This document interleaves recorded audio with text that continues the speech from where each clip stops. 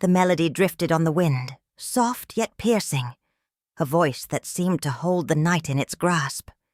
It danced through the trees and settled over the village like a shroud. Not a soul stirred as the final note faded into silence.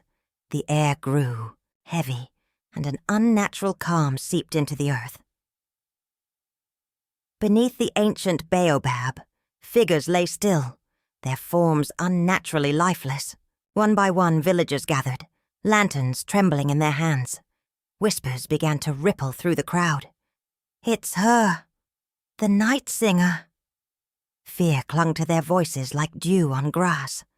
Eyes darted from the motionless men to the shadows beyond the trees. No one dared approach too closely. Elders leaned into one another, their faces grave with recognition. One spoke, his voice barely above a whisper. "We warned them. Her songs are not for those with unclean hands." Another shook her head. "It has been years since we've heard the Nightsinger, but her wrath remains." The murmurs grew louder, their fear feeding on itself. The legends of the Nightsinger, a protector of women, a punisher of men, stirred once more. Her songs, it was said, sought the hearts of the guilty, leaving them in eternal slumber. For generations her name had been both a warning and a comfort, a symbol of justice shrouded in mystery. Through the chaos, a figure moved with measured purpose. He strode into the fray, his eyes scanning the scene with a hunter's precision. The villagers turned to him, relief and wariness mingling in their expressions. His arrival carried weight, though he had been gone for years. He was not one to yield to fear, nor to superstition. The lifeless body of a man caught his gaze, and he faltered. The face was painfully familiar, etched into his mind by years of shared laughter and brotherhood. His breath caught, but he steadied himself, gripping the small talisman around his neck. This was not the time to mourn. Questions burned in his mind, demanding answers. The villagers approached him hesitantly, their words a torrent of fear and blame. "She's punishing us." "They angered her." "It's not natural." He listened, his jaw tight, his patience thinner than the night air. Finally, he raised his hand, silencing the crowd. "What proof do you have? Stories cannot harm the living." His words hung heavy, and the silence that followed was broken only by the shuffling of feet. An elder stepped forward, his voice calm but firm. "You doubt what you do not understand. The Nightsinger's justice is not a story. It is a truth that has outlived us all." He pointed to the baobab. "The guilty do not walk away from her melody." His eyes pierced through the hunter. "And neither will you, if you continue this path." The words struck a nerve, but he refused to show it. He had no time for legends, not when his brother's life had been stolen. Still, the elder's cryptic warning lingered in his mind, like the echo of the song. What truth could lie beneath such tales?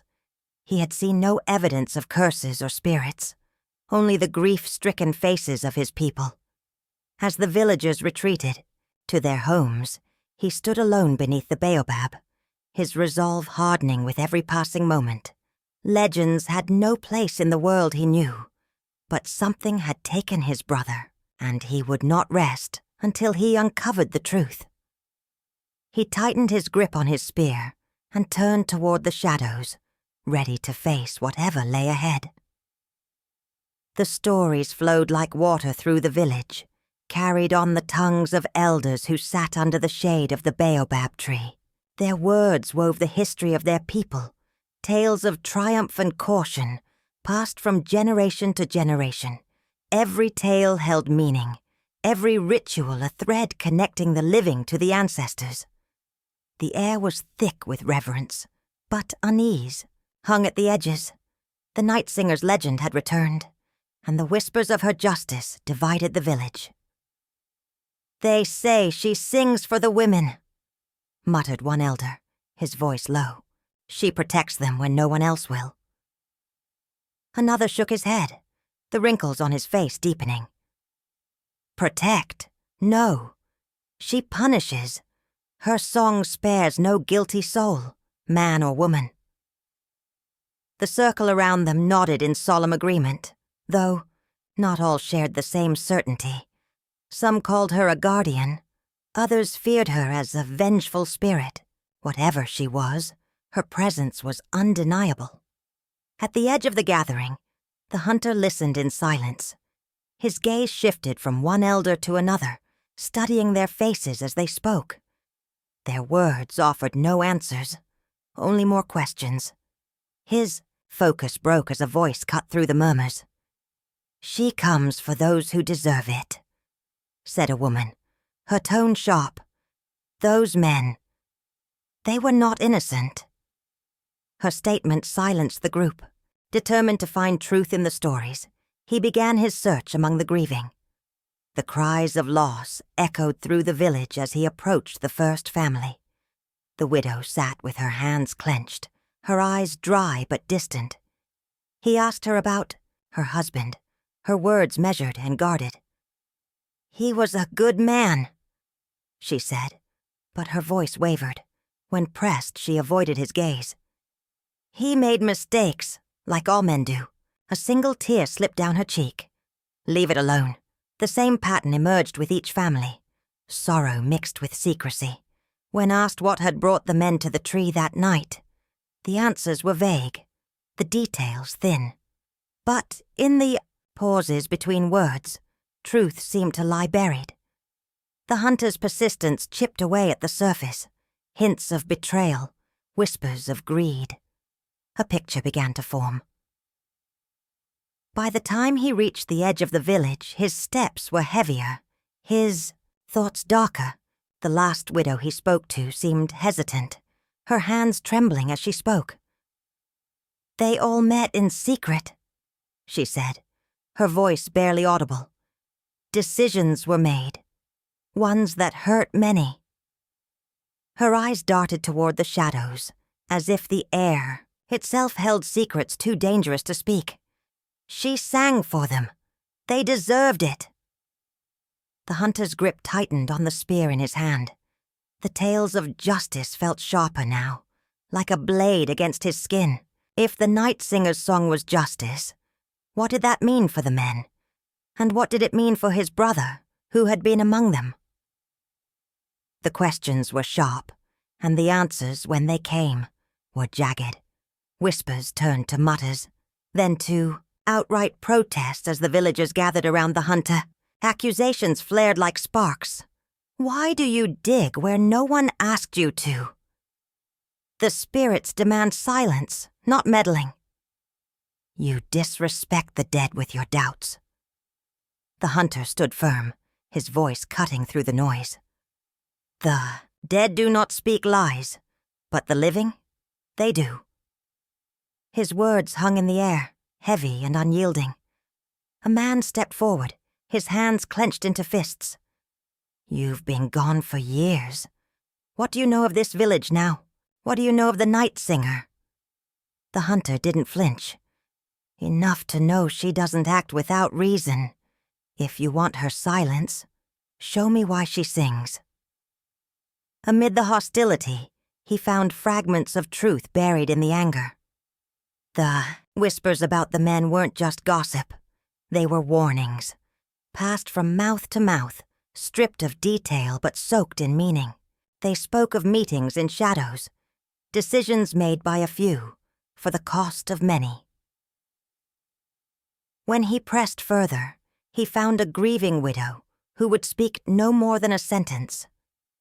"They took what wasn't theirs," she said, her hands trembling as she clasped them together. Her gaze darted to the ground, her voice barely audible. "And now it's their turn to lose." The hunter pieced the fragments together, his thoughts heavy with the weight of what he suspected. The men weren't victims. They were perpetrators, caught in the trap of their own deeds. He turned his focus to the one person who might give him more answers. The herbalist met his gaze with defiance. "You're chasing ghosts," she said, her tone sharp. "Ghosts don't answer, and neither will I." He challenged her, his voice calm but firm. "If you know something, speak it, or do you fear the truth as much as they did?" Her eyes flashed with anger. "Not all truths can save you. Some will tear you apart." Before he could reply, a villager ran into the clearing, breathless and wild-eyed. "The elder," they gasped. "The Nightsinger's song came again." The crowd erupted in panic, voices overlapping as fear gripped them. Another leader had fallen, and the hunter's urgency burned brighter. He pushed past the protests and whispers, determined to act. The nights blurred into relentless pursuit, each step uncovering something darker. In the elder's hut, he found a weathered songbook, its pages filled with markings and notes about rituals long forgotten by most. He traced the patterns with his fingers, the words revealing a power tied not to death, but to the intent of those who heard it. He turned to the herbalist, holding the book between them. "This is what you're hiding." She hesitated, her hands clenching at her sides. "I never hid it. You just weren't ready to see." When he pressed her, her reluctance broke. "I know who she is, but if you truly want justice, you won't speak her name." Her admission sent cracks through his resolve. Every answer deepened the mystery, and every truth revealed brought another question. He began to wonder if the Nightsinger's wrath was the only justice left in a village that seemed to feed on its own secrets. But trust was fading, and suspicion coiled around him like a shadow. If she knew the Nightsinger's identity, what else was she keeping from him? The answers he sought felt close, but the doubts in his mind were closer still. The hunter moved through the darkness, his steps silent, his eyes fixed on the ancient tree. The baobab stood tall, its gnarled branches reaching toward the moon like twisted fingers. Beneath it, he set the bait, an offering of truth wrapped in silence. He whispered words into the night, knowing they would carry, knowing she would hear. The wind shifted, carrying a melody so faint it could have been imagined. It grew louder, a haunting tune that sent shivers down his spine.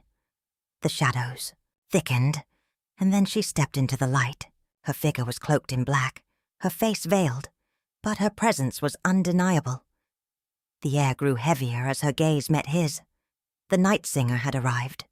Her voice broke the silence, low and measured. "You called for me. Few dare."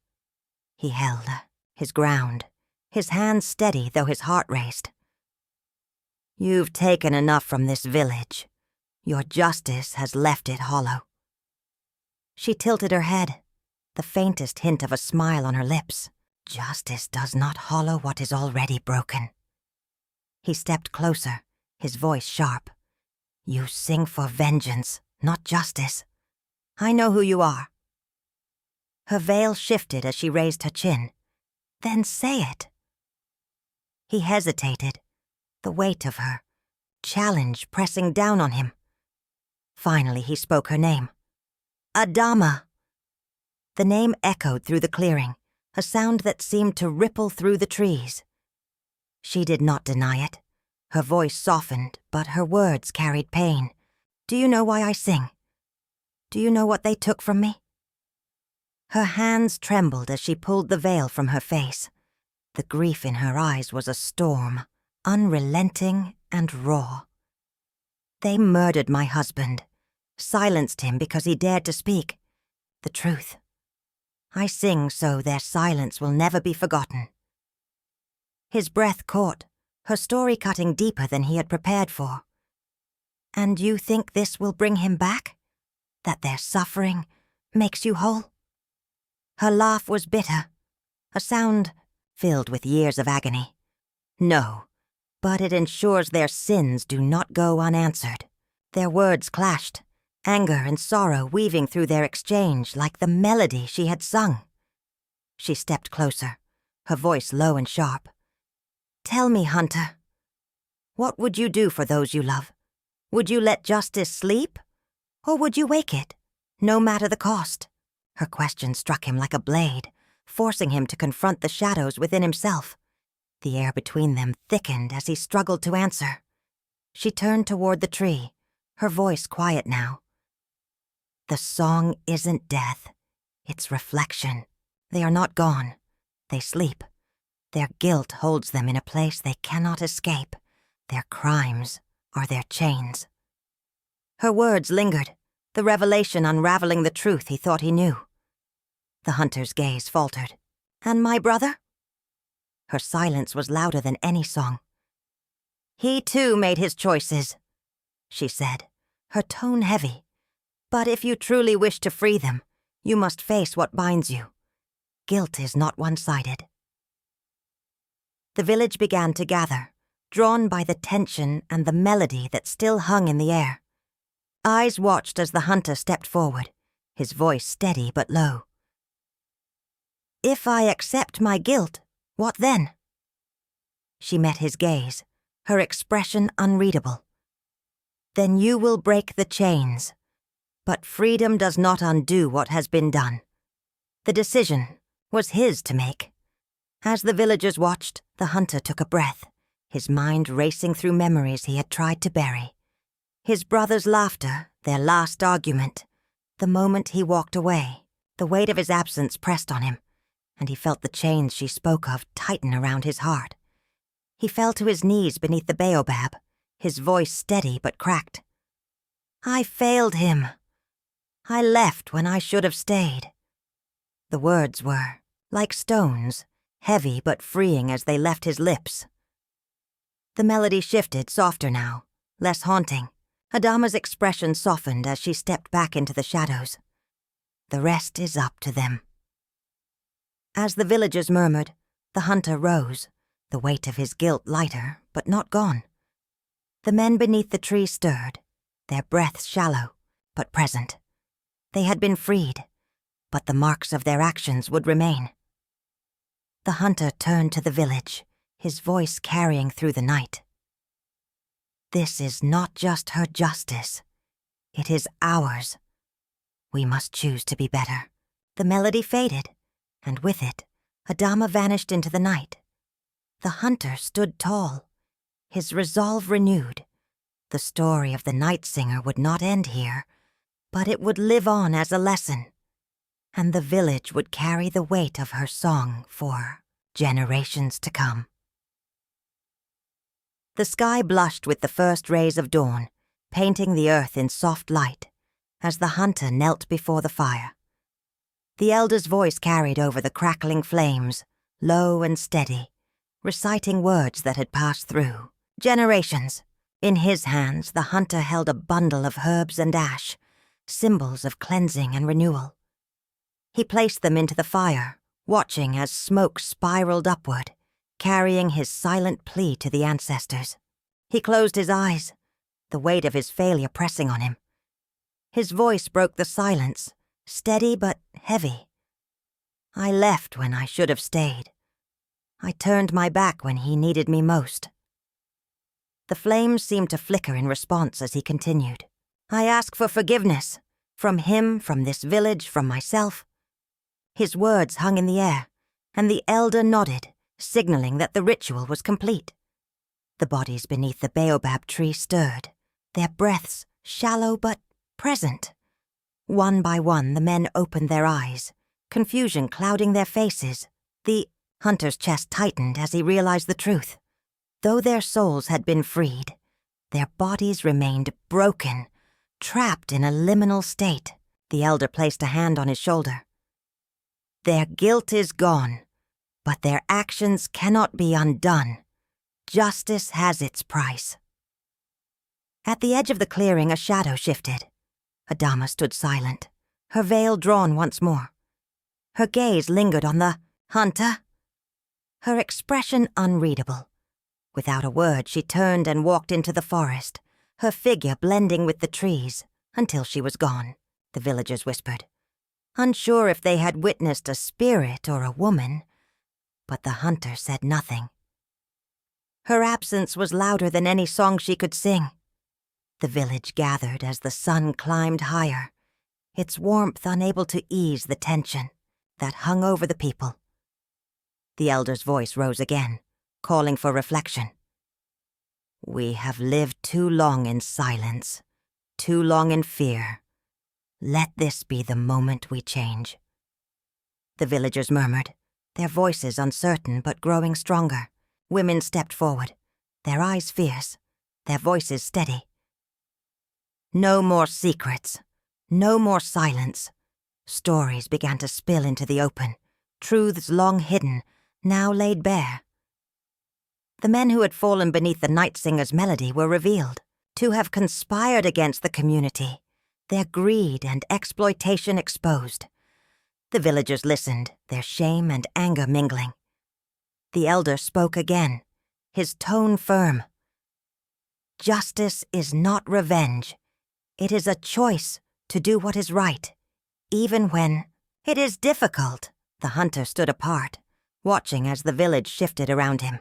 The voices of women rose higher, no longer hesitant but demanding to be heard. He felt a pull toward the road that led away from the village, the weight of his journey calling him forward. But his feet stayed rooted. He turned to the elder, his voice quiet but resolute. I will stay, for my brother, for this village. There is work to do. The elder nodded, a small smile breaking through the lines of his face. The hunter looked toward the baobab tree, its branches swaying gently in the wind. The villagers began to disperse, their voices fading into the rhythm of daily life. As the hunter walked toward his home, a faint melody carried on the breeze. He paused, his heart steady, and continued forward. The Nightsinger's presence lingered, not as a threat, but as a reminder that justice was now theirs to uphold. The fire crackled softly as the hunter sat in silence, his gaze fixed on the glowing embers. The echoes of the past days lingered, in his mind, each choice and consequence threading together. Adama's words played over and over, her voice both a challenge and a mirror. Would you sacrifice justice to ease your guilt? He breathed deeply, his hands tightening around a small carved figure he had made in his youth. It had been a gift for his brother, forgotten until now. The line between justice and vengeance felt sharper than ever, a blade that cut both ways. Adama had acted for the broken, but her melody had left scars that could not be ignored. He stared at the flames and whispered to no one in particular. Justice cannot be revenge. It must be more. The night was still when he rose, his steps taking him toward the village elder's home. Together they spoke in hushed tones, their words weaving through the night like the songs of the ancestors. She forced us to see what we ignored, the elder said, his voice weighted with years of wisdom. But justice without forgiveness will tear us apart. The hunter nodded, his resolve steadying. We must heal, but not forget. The village gathered the next morning, their faces worn but determined. The hunter stepped forward, his voice carrying the weight of what he had seen. We lived too long in silence, ignoring the pain of others. That silence was our shame. The crowd shifted, murmurs growing louder as he continued.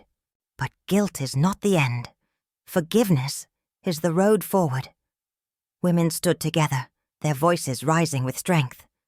We will not be silenced again. Justice begins when all are heard. Their words brought nods, and the hunter felt hope. Stir in the air. The village, once fractured, began to piece itself back together, united by their shared scars and the lessons they had learned. Children gathered at the foot of the baobab tree, their eyes wide as the hunter spoke. There was a woman whose voice carried justice," he began, his tone steady and warm. Her songs were a reminder that the truth must never be buried. He shared Adama's tale with care, weaving lessons of accountability, unity, and hope into every word. The children listened intently, their curiosity sparking questions. "Did the Nightsinger disappear forever?" one asked. The hunter smiled, faintly. "She is here, in every act of justice, in every choice we make, to do what is right." As the sun dipped below the horizon, a melody floated on the breeze. It was faint, almost imperceptible, but it carried a sense of peace. The villagers paused, their faces turning toward the trees. The hunter stood still, his heart calm as he listened. The Nightsinger's presence was not one of fear now, but of quiet strength, a guardian watching over them. The hunter turned back, toward the village, his steps steady. The path ahead would not be easy, but it was clear. They would build a future rooted in truth and redemption, ensuring that silence and complicity would no longer have a place. The baobab stood tall behind, him, its branches swaying gently as if to bless their resolve.